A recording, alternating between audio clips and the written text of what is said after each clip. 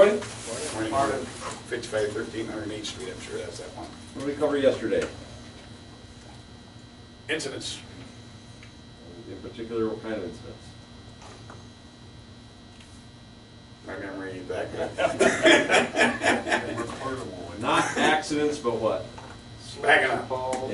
Injuries. Or injuries.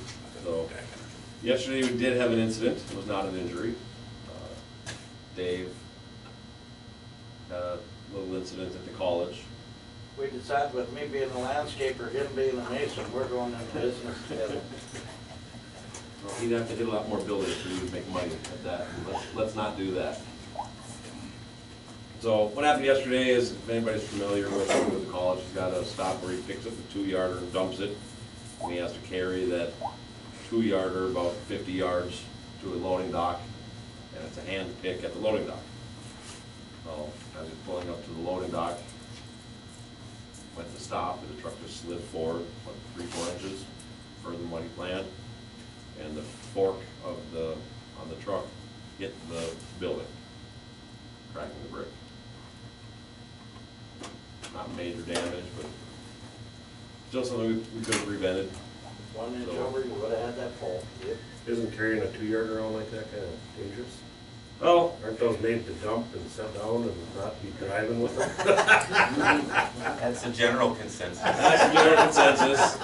This location, do you think it's particularly unsafe to do there? No, I really You're not driving on any roads. You're picking up at a loading dock, and just moving over to the next loading dock, basically. You're not making any big turns. No. right there. I mean, it's Straight in, straight back. yeah, straight in, straight back. I mean, it's not a safety issue to move it from one stop to the next. And we've discussed possibly a better way of doing it. But my question is, on an accident like that, you know, just looking at roll off, rear load, what kind of ideas would you guys have on how to prevent anything like that? In any truck, doesn't have to be a front load, just any truck. When you're not sure the conditions, stop probably way out there and just to give yourself that extra. And what's really icy, you gotta get the transmission in neutral, or the engine keeps pushing you. Yep. You gotta get that thing in neutral. We're backing up to, Ricky and Mark showed up at Simons's Market yesterday. I got the gates open, Ricky come back there, and I go to back up to that 10-yard dumpster. You literally cannot steer the truck. I had to go up and get on kind of top of the hill, put it in neutral, and just let it coast back. I got about this far away from the dumpster, and then it quit.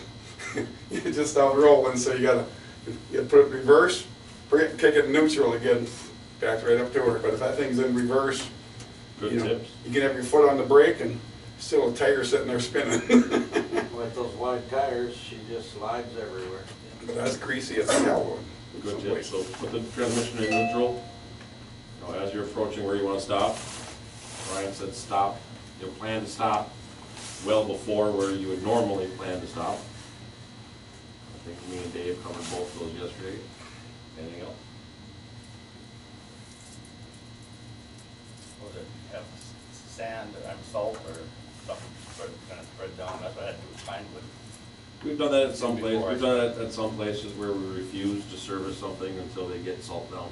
I'm surprised the college didn't have it done. Well, they had to plow it, they just didn't have it salt or sand.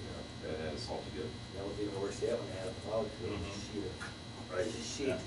It'll be off starting about tomorrow. They'll be off for a month. No more college.